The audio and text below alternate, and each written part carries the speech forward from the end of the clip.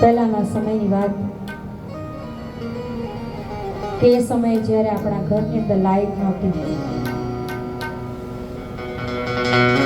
સૂર્યાસ્ત થાય એટલે આપણા ફળિયામાં એક સ્ટ્રીટ લાઈટ હોય. એ સમયની વાત. એક ગામના એક માજી કે જેને ઝાંખું દેખાય,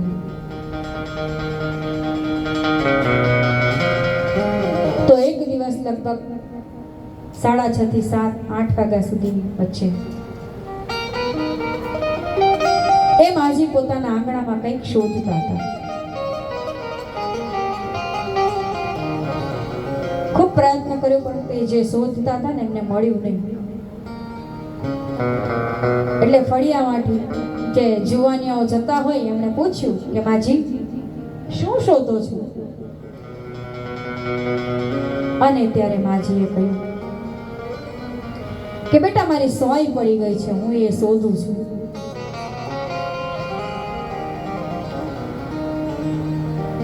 એ જે જુવાની હતા ને એ પણ માજીને મદદ કરવા લાગી ગયા. એ પણ સોય ગોતવા લાગ્યા. ઘણો પ્રયત્ન કર્યો પણ સોય મળી નહીં.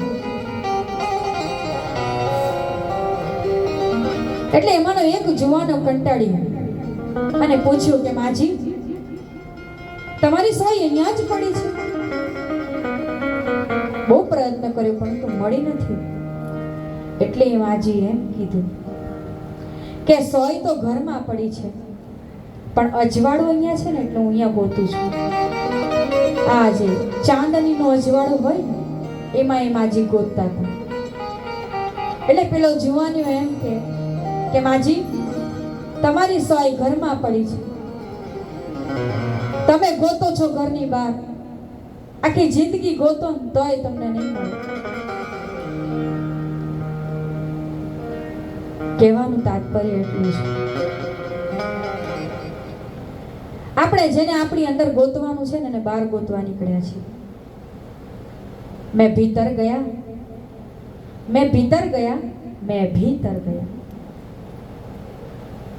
આપણી અંદર ઝાંખવાની જરૂર છે. આપણને ખુદને જાણવાની જરૂર છે. આપણી અંદર જે આત્મ રામ બેઠો છે એને જાણવાની જરૂર છે.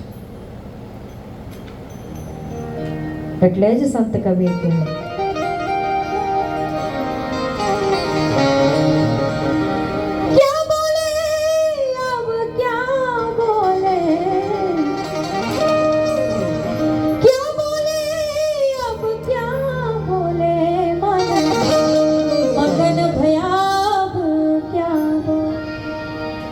मन मगन भयाब क्या बोले.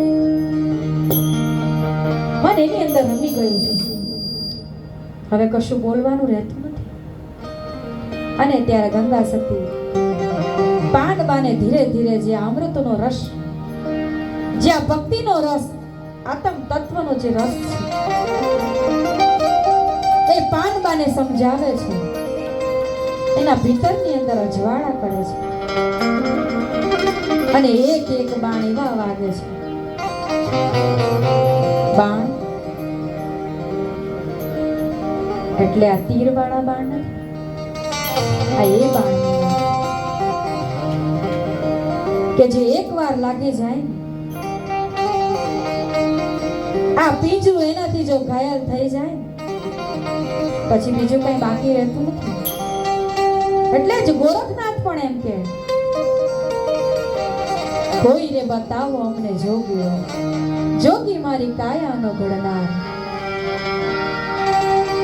આ જોગી રે મળે તો અમે જીવે નહીતર છોડું મારા પ્રાણ. એવી તાલાવેલી લાગવી જોઈ બાપ. મચ્છંદરનો ચેલો જતી ગોરખ બોલ્યા. જતી ગોરખની વાત.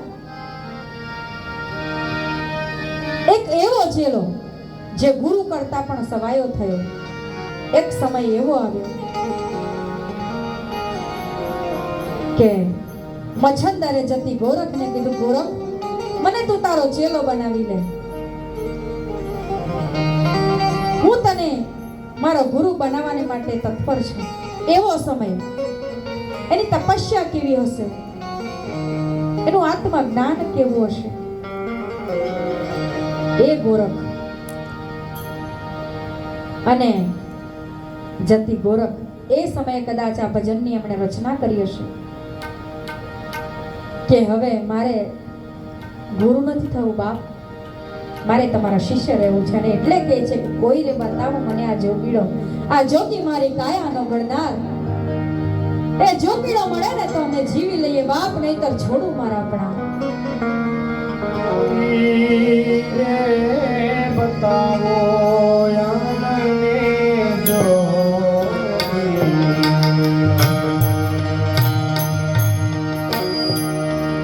જો